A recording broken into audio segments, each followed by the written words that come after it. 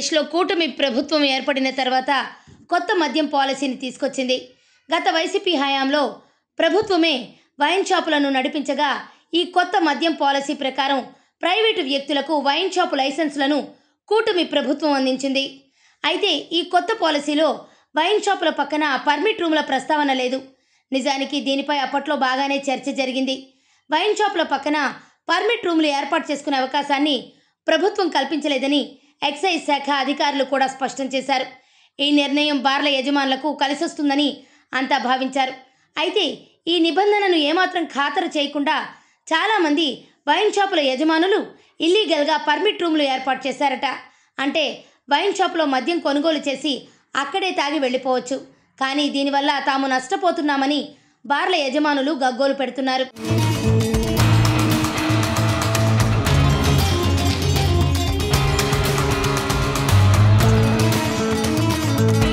పల్నాడు జిల్లా నరసరావుపేటలో bar and రెస్టారెంట్లకు తాళాలు వేసి ఎక్సైజ్ ఆఫీస్ ముందు బార్ యజమానులు నిరసనకు దిగారు.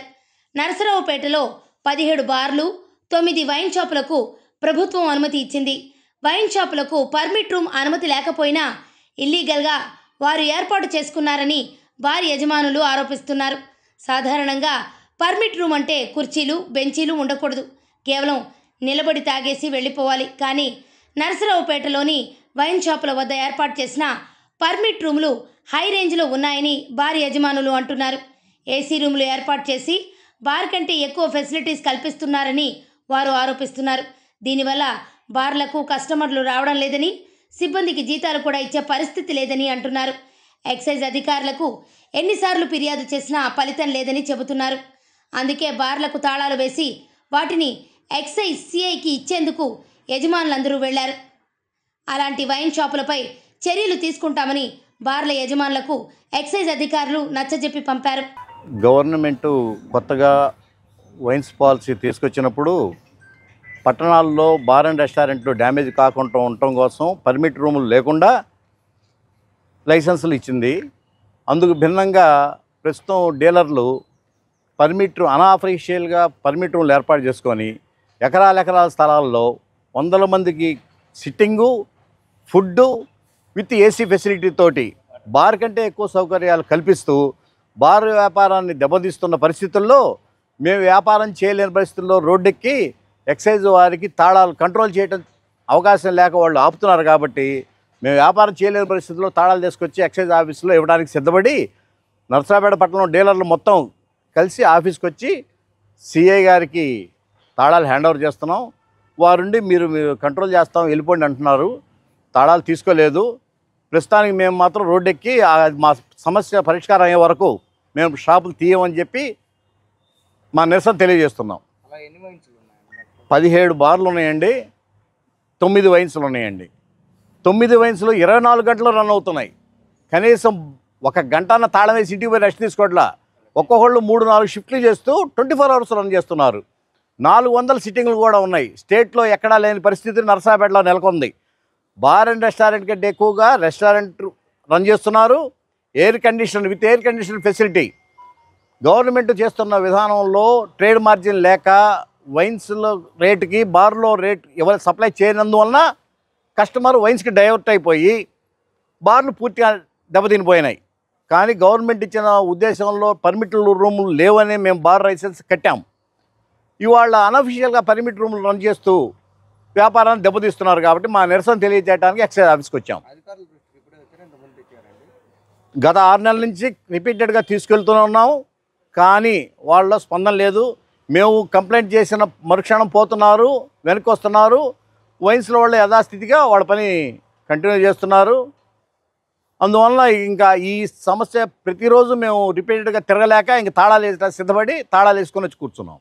ఈరోజు మా బార్ అండ్ అసోసియేషన్ ప్రెసిడెంట్ ఆధ్వర్యంలో షాపులు 17 మంది బార్ల యజమానులు అందరం కూడా గత 6 నెలలు బట్టి బార్లు వ్యాపారాలు లేక మాతో పాటు దాదాపు టౌన్ మొత్తం మీద 400 కుటుంబాలు మా మీద ఆధారపడి ఉన్నాయి.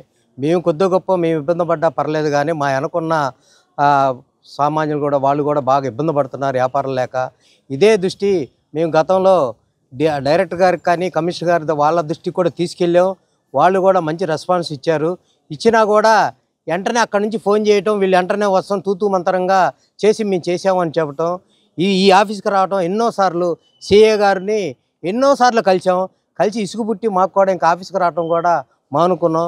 ఈరోజు తప్పని పరిస్థితుల్లో ఇదే లాస్ట్ రోజు అనుకొని మేమందరం కలిసి తాళాలు వేసి ఈ రోజున మీకు ఆఫీస్లో హ్యాండ్ ఓవర్ చేయాలని వచ్చాం.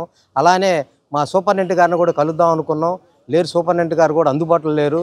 తర్వాత ఈ విషయం అంతా కూడా ఫైనాన్స్ మ్యాటరు మన డిస్ట్రిక్ట్ మేజిస్ట్రేట్ కలెక్టర్ గారు కాబట్టి అందరం కూడా కలెక్టర్ గారి దగ్గరికి కూడా పోయి ఈ విషయాన్ని ఆయనకి తెలియజేయాలని మేము అందరం అనుకుంటున్నాం.